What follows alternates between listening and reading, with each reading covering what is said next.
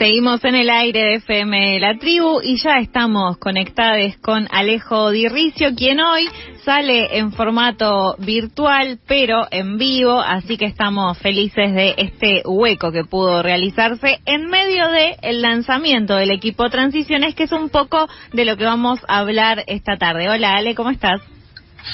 Hola Mailu, ¿cómo estás? Espero que me escuchen bien. Como bien decías, estamos en el proceso de lanzamiento del equipo Transiciones. Escuché la columna muy buena que hiciste con Corina Rodríguez Enríquez el viernes pasado, en la que se hablaba precisamente de esto, y me pareció una buena oportunidad, por lo pronto, para hacer mi columna positiva del mes, digamos, ¿no? Como la columna propositiva, que como bien se me ha marcado y reclamado en este espacio, no todos podían ser malas noticias. Está muy bien aprovechar estos impulsos, me parece un éxito. En este contexto es que coincide esta semana con que mañana a las 6 de la tarde se lanza públicamente el equipo Transiciones, pero es un equipo que viene trabajando hace más de un año. Básicamente es una coalición, un equipo de equipos de organizaciones, personas, investigadores, investigadoras, que venían trabajando hace mucho tiempo y de una manera muy profunda y programática en distintas dimensiones o distintos abordajes de esto que llamamos transiciones. Y me parecía una oportunidad para un poco traer a este espacio y poner sobre la mesa por qué hablamos de la transición y un poco a qué nos referimos, digamos, con estos grandes procesos que denominamos transición y de dónde vienen los apellidos de la transición. Lo digo también como excusa un poco para decir también por qué hablamos de transición ecosocial y por qué es el término que el equipo Transiciones elige en su propuesta de trabajo y en su propuesta de debate y articulación. Claro, que además, por lo que nos contaba Cori el viernes, va a hacer un lanzamiento donde cada uno de los panelistas o de los integrantes de este equipo lleva como un tema diferente, ¿no? Para abordar, digamos, toda esta transición desde diferentes aristas. Precisamente un poco en torno a eso era lo que quería un poco discutir, las aristas, digamos, ¿no? Y cuáles son los distintos abordajes que se hicieron a partir de las transiciones, digamos, las transiciones como procesos o como grandes transformaciones, por lo pronto no es algo nuevo, pero sí es algo que se ha hecho en distintos momentos históricos, etapas históricas, hasta podríamos decir de la humanidad, como desde el pasaje de ser cazadores-recolectores a ser sociedades agricultoras, o cuando dejamos de usar molinos de viento y empezamos a usar máquinas de vapor, ¿no? La máquina de vapor también como símbolo de una gran transición energética que se dio de una manera desordenada a lo largo del mundo, a lo largo del globo, y que generó también unos impactos sociales que moldearon a la sociedad. Así y todo, llegamos hoy en día donde hay un consenso globalizado de la necesidad de abandonar cuanto antes los combustibles fósiles. Hoy estamos en una sociedad inherentemente fósil y que ha basado en los hidrocarburos, principalmente en el petróleo a lo largo de la historia, pero hoy cada vez más también en el gas, a su forma de acumular, producir y de distribuir la capacidad energética que estas fuentes pudieron otorgar.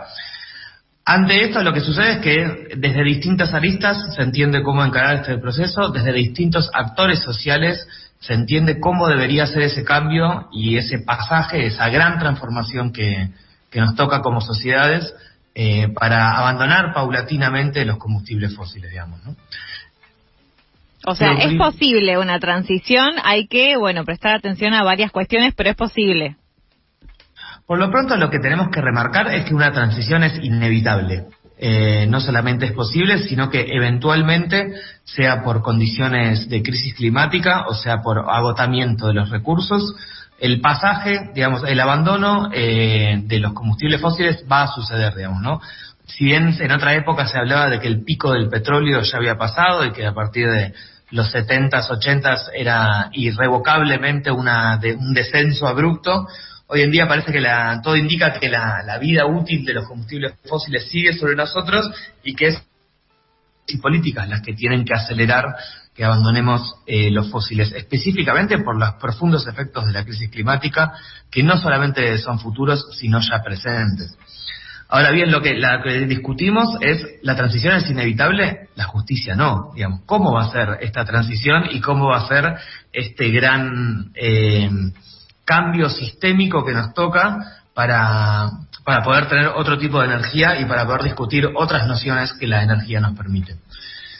Yo creo que ahí el primero de los grandes apellidos de la transición, que ya aparece desde la década de los 80 y de sindicatos estadounidenses, es la transición justa, ¿no? O sea, incorporar la concepción de justicia a cómo vamos a hacer los procesos y los proyectos que nos permitan abandonar los combustibles fósiles y tener otro tipo de energía y otro tipo de sistema energético. Ale, ¿estás ahí? Creo que se nos cortó la comunicación. Vamos a intentar volver a engancharnos con Alejo. Ahí la noción de justicia aparece en una primera instancia por el sindicato. ¿Ahí me escuchan? Ahora sí, ahí volviste. Nos quedamos ahí un poco, sí, en la transición de justicia, precisamente, si querés retomar ese punto. Sí, que los sindicatos insertan el debate de los derechos laborales, si querés, en un principio, y qué trabajos se tenían que abandonar, qué sectores productivos tienen que paulatinamente descender, y cómo se hacía para que un montón de personas no se quedaran sin trabajo, no se quedaran sin su sustento económico, y quién decidía cuándo y cómo se hacía la transición. Estos debates están absolutamente vigentes hoy en día. Si bien la noción de justicia se ha ampliado y no solamente implica sectores laborales y puestos de trabajo, sino que la noción de justicia ha trascendido al sistema productivo, y lo que hoy se discute en torno a justicia para las transiciones es la noción de necesidades sociales, que es uno de los objetivos, digamos, más ambiciosos, porque es tenemos que transformar el sistema energético para no tener más combustibles fósiles, pero al mismo tiempo, ¿cómo lo hacemos para que los procesos y mecanismos satisfagan las necesidades humanas y no sistemas de producción y consumo infinito y excedido, digamos, ¿no? Eso implica no solamente un cambio importante en conciencias y prácticas sociales y culturales de consumo, sino una profunda redistribución social de la energía si querés, en una dimensión más de potencia energética y no solamente económica y capitalista. Claro, y es un cambio también en el sistema productivo, lo que hace falta para poder impulsar, me parece, la justicia en todos sus ámbitos. En ese mismo sentido, el sistema productivo está incorporado entre las nociones ampliadas de justicia que supieron introducir los sindicatos, porque también implica un profundo debate y decisiones sobre qué sectores deberían paulatinamente abandonarse, que son los absolutamente dependientes de los combustibles fósiles, y qué sectores deberían crecer, digamos, ¿no? Esto en otras sociedades que tienen otras necesidades básicas más satisfechas también aparece en torno al decrecimiento. ¿Qué industrias son las primeras que deberían decrecer? Y también aparece, si querés, con otras prácticas un poco más radicales, desde movimientos activistas ambientales, como el shaming en torno a las estrellas que vuelan con jets privados y consumo suntuoso de combustibles fósiles, y que en Twitter, por ejemplo, hay gente denunciando constantemente los vuelos que se toma Taylor Swift o Elon Musk. Otro de los apellidos, si no entiendo mal, es Popular. Exactamente, la transición energética popular aparece como antónimo, digamos, a la transición energética corporativa, que es la que es impulsada por grandes empresas y gobiernos, y el concepto de popular precisamente busca incorporar dentro de la transformación del sistema energético no solamente abandonar los combustibles fósiles, sino hacerlo en procesos que tengan justicia socioambiental y que en el proceso puedan democratizar y descentralizar, tanto geográficamente, o sea, que no sean en solo mega grandes proyectos en algunos lugares del país los que producen energía y deciden sobre ella, sino también desconcentrar en torno al poder, que no sean solamente 10 empresas las que controlan el 70% del mercado energético, como sucede hoy en día en nuestro país. Y esas 10 empresas, por supuesto, son las que están hoy en día involucradas en la toma de decisiones del gobierno, porque ese poder corporativo que tiene el sector energético tiene la capacidad de, voy a decirlo muy vulgarmente, cortarle la canilla energética a sectores, provincias y regiones, digamos, ¿no? Esa desconcentración necesaria del sistema energético es fundamental también para avanzar en términos de democratización por fuera de las dimensiones solamente ambientales. Sin dudas. Me aparece como un espíritu pesimista, te voy a confesar, Ale, y siento que en principio sí a todo, pero lo que me pregunto es cómo hacemos como sociedad para empezar a lograr esa transición, como para por lo menos estar en alguna de estas aristas de las cuales todavía no fuimos a todos los apellidos. Entonces lo que digo es, ¿cuánto trabajo por delante? ¿Cómo hacemos? Precisamente la oportunidad que tenemos hoy en día es, y cierro acá con el último apellido, es la transición ecosocial. Nuestra oportunidad es de tener una visión holística, de hacer un cambio integral directamente en atender el régimen, digamos, ¿no? Entonces lo que el equipo viene a trabajar y lo que el equipo viene a aunar es estas distintas dimensiones sobre las cuales hay que trabajar, y hay que proponer, hay que hacer programas, hay que hacer hojas de ruta, y hay que hacer articulaciones intersectoriales fundamentales, y esto es por eso el equipo también publica los lineamientos hacia una transición ecosocial, porque esto involucra, como bien decíamos, no solamente el sistema energético y productivo, sino también de consumo, urbanos, sectores de la agroecología, sindicatos, que pueden tener por lo pronto esta propuesta de agenda intersectorial pueda ayudar a hacer avanzar hacia visiones y prácticas económicas y productivas más social y económicamente justas. Y es precisamente necesitamos alternativas radicales a los proyectos radicales que la extrema derecha hoy nos intenta proponer. Sí. No, siga. La interdependencia sectorial, eso quería decir, que la transición ecosocial es esta óptica holística que implica no solamente en simultáneo encarar la solución de la crisis climática y ecológica, sino garantizar el buen vivir y una relacionalidad entre todos los seres y ecosistemas de nuestra sociedad. Tenemos tiempo para, si querés, un apellido más, aparte de el chivo que tenemos que pasar para mañana, por supuesto.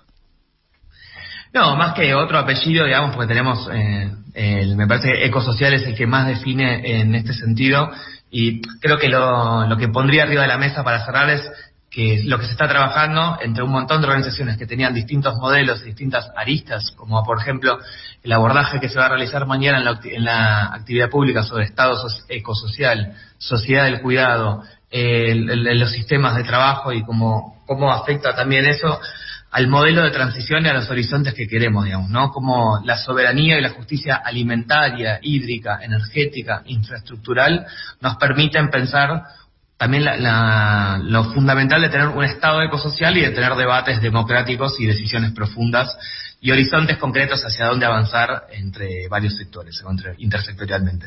Sí, me parece que en esto de poner sobre la mesa algo que resuma, me parece que ya de por sí la propuesta igual de poner sobre la mesa el deseo del mundo que queremos, ya es un avance importantísimo para ver hacia dónde encaramos, ¿no? Ese deseo. Absolutamente, y ese llamado urgente a construirlo juntos, porque nadie va a tener una hoja de ruta unidireccional, sino que es necesario construirlo con las organizaciones que están intentando cambiar la realidad hoy en día en el contexto actual del país. Paso el chivo entonces, mañana a las 18 horas en el auditorio de ATE, esto es Belgrano 2527 en la Ciudad Autónoma de Buenos Aires. Además va a haber streaming para quienes no estén en Capital Federal. Y te dejo a vos, Ale, para que cierres el chivo de lo que sucederá la semana que viene con tu película. Hay que nombrarlo acá, ese chivo, por favor. Perdón, gracias por hacerme acordar de los chivos.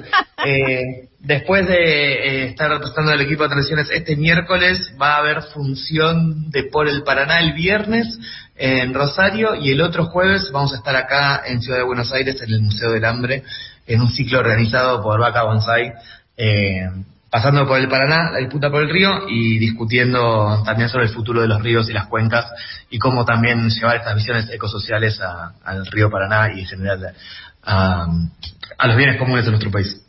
Buenísimo. El martes que viene, igual que nos vemos, entiendo, sí, porque todavía no estás por tomarte vacaciones, vamos a volver a pasar el chivo sobre el jueves, por supuesto. Muchos éxitos para mañana. Muchas gracias y nos vemos el martes que viene, exactamente. Pasaba así Alejo Di Ricio con su columna de ambiente, paisaje, donde